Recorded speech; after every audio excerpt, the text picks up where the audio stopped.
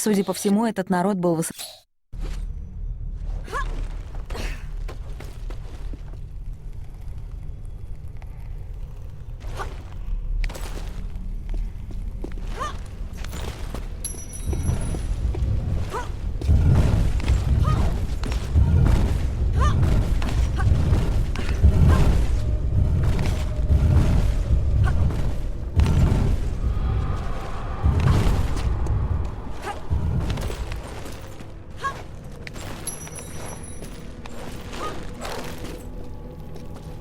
All right, Toby, why don't you tell us why there are two sphinxes?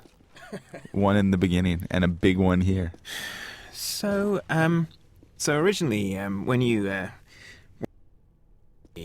Egypt area, it was actually once you put the pieces into the obelisk, the doors open and it literally just revealed a room that had the Skion in it. But I was really disappointed with the way that the Sphinx had looked. So actually, on one weekend, I came in and built like the largest Sphinx I could possibly build, right? And it was so cool looking. Basically, we just added this. We added it in and turned it into the actual final part of the Egypt area. And part of what I think what I liked about it was the way that you approached it, because it would be very, I guess the obvious thing would be that you approach it from an angle whereby you can sort of see it from the front or see it from below and get a really good sense of the scale of it. But I wanted to actually come up onto it so that you didn't understand what you were standing on, so that you kind of, it took your mind a while as you walked around it to appreciate what you're actually standing on the back of the Sphinx. So you got that moment would happen when essentially it's hidden from you because of its scale. And the fog. Yes, and the fog.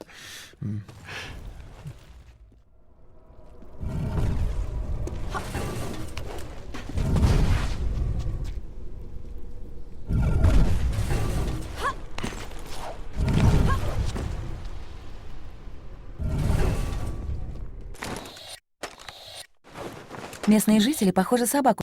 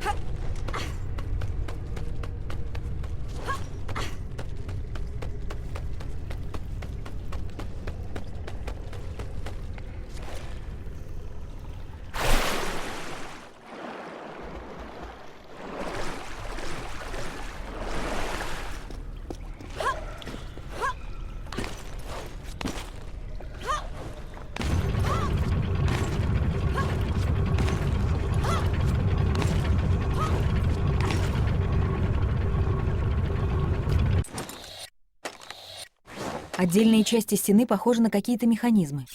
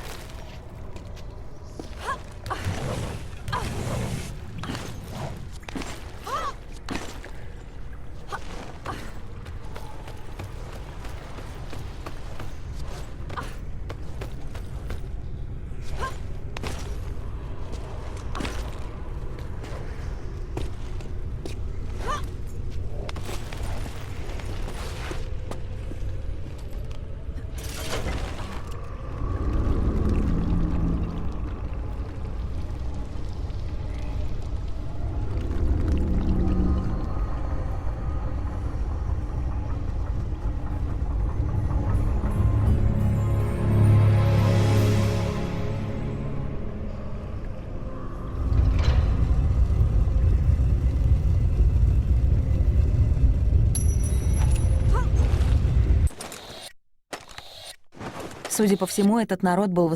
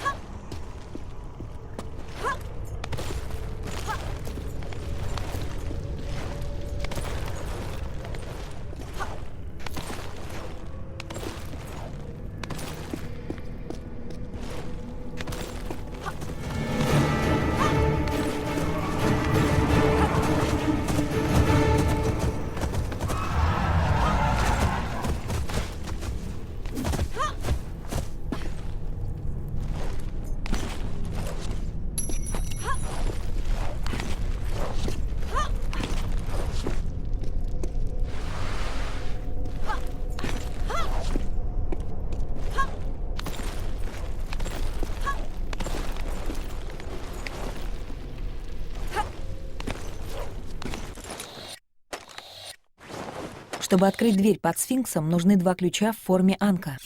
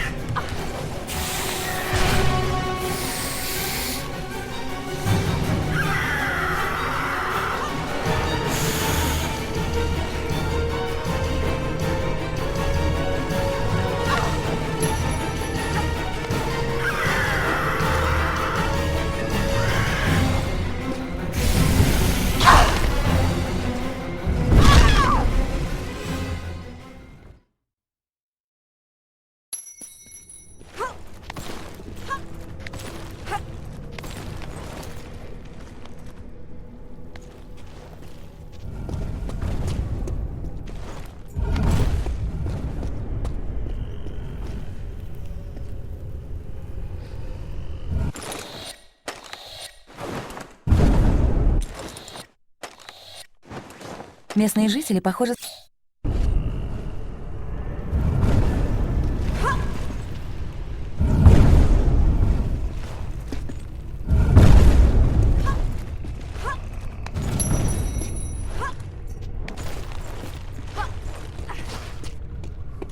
So after having modelled this gigantic sphinx, I'm trying to turn it into a real level because it hadn't actually been sort of like laid out originally. It was just sort of built as it went along. I ended up just essentially taking a bunch of my test rooms that really pushed Lara's movement to the max, that were basically exploited more interesting combinations of moves and whacked them side rooms around the outside. So it didn't really make an enormous amount of fictional sense, but they were some more interesting sort of movement puzzles. Yeah, and when we went to recreate them, I mean, the original one, essentially, one side was just sort of pushing a block through a wall, and sort of you had to figure out which way to push the block, and then the other room was themed around sort of sliding down and jumping at the right time onto this bridge. Yeah, it was sliding direction. Yeah, which worked really well for Tomb Raider 1, but it's very easy to do in Tomb Raider Anniversary. So we sort of completely changed the rooms and came up with a brand new puzzle involving the obelisks and the light, and sort of themed both the rooms similarly to sort of try to give the area sort of a theme. That's cool. Okay.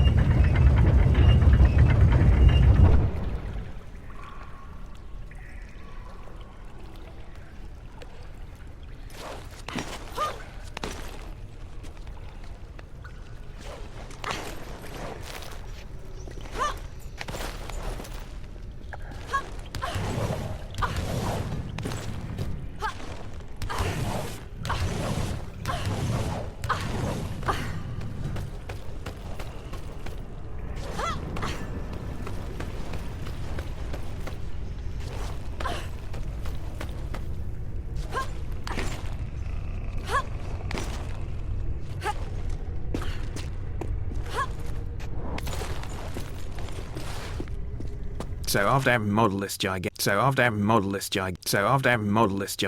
sphinx, I'm trying to turn it into a real level because it hadn't actually been sort of like laid out originally. It was just sort of built as it went along. I ended up just essentially taking a bunch of my test rooms that really pushed Lara's movement to the max, that were basically exploited more interesting combinations of moves and whacked them in as these side rooms around the outside. So it didn't really make an enormous amount of fictional sense, but they were some more interesting sort of movement puzzles. Yeah, and when we went to recreate them, I mean, the original one, essentially, one side was just sort of pushing a block through a wall, and sort of you had to figure out which way to push the block, and then the other room was themed around sort of sliding down and jumping at the right time onto this bridge. Yeah, it was sliding direction. Yeah, which worked really well for Tomb Raider 1, but it's very easy to do in Tomb Raider Anniversary. So we sort of completely changed the rooms and came up with a brand new puzzle involving the obelisks and the light, and sort of themed both the rooms similarly to sort of try to give the area sort of a theme. That's cool. Okay.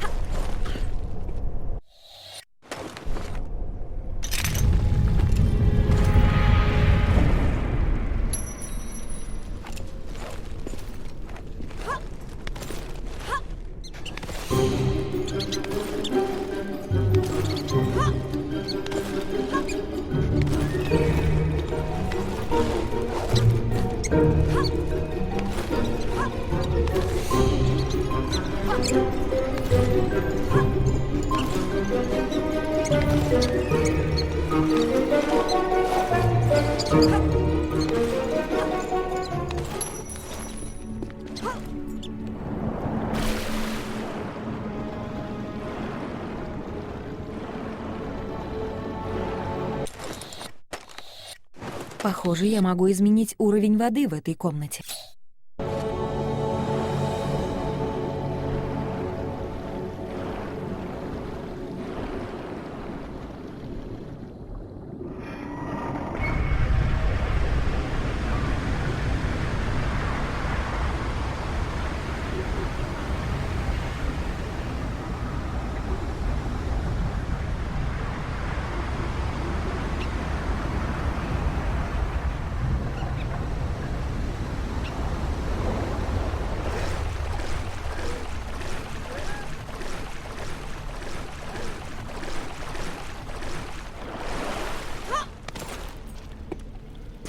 Originally, what I was trying to do with this room was that after having built a gigantic sphinx, I kind of come in another weekend and built even larger sitting down dudes, basically Horus and Osiris. And I thought it would be really cool if, because, you know, there's supposed to be actually a chamber, or like, there was room, there's a chamber between the actual front paws of the Sphinx in Egypt. And I thought, that would be pretty cool to go. And that, you know, that's where you would expect your prize to be. But I wanted to do something a bit different, so I had this really tiny little hole that appears after you've finally opened up, done all the side rooms in the big Sphinx room, and then you just sort of go, I wonder what's going to be down there. But it was such a tiny hole, not a grand entrance at all, that you expected nothing much. And then you drop down it, and you literally dropped into a room with two statues vast than where you came from. And that sort of reveal of actually, and because it was water filled when you dropped in there, you kind of only really saw them when you dived underwater, and you essentially were flying around these massive statues. I thought was a pretty cool way to introduce them.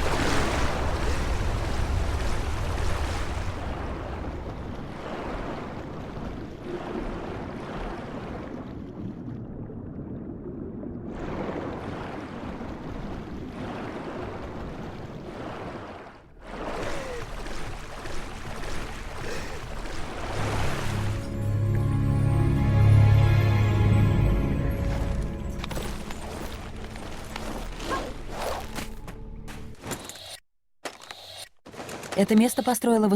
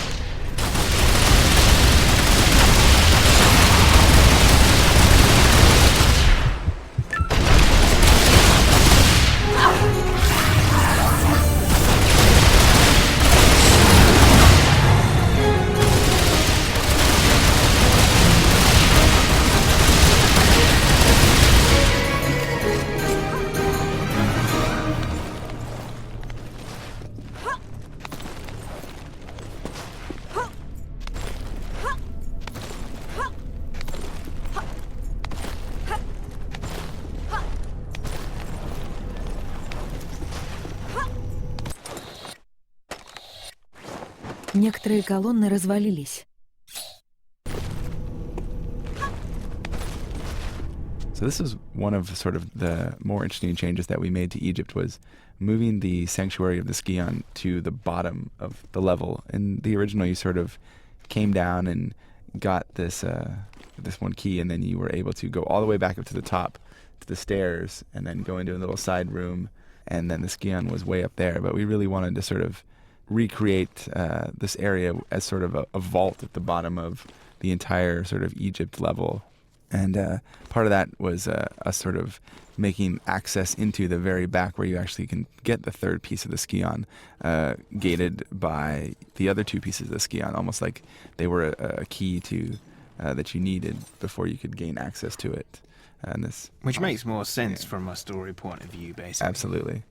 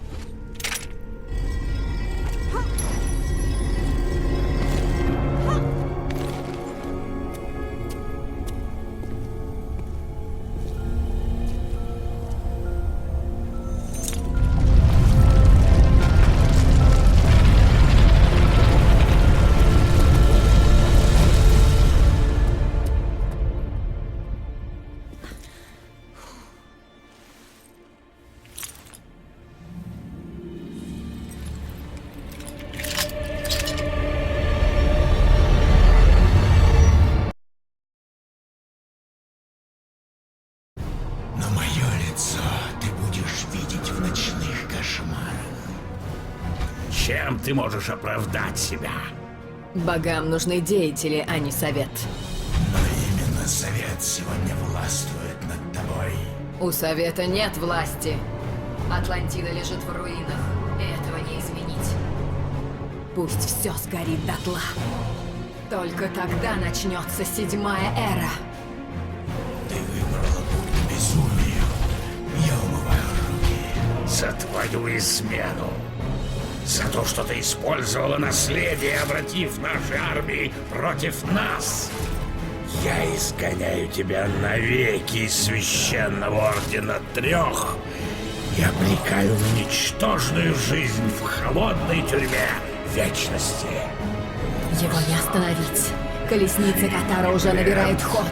Смерть настигнет вас обоих, а я восстану из пепла ваших костей, чтобы довершить начатое!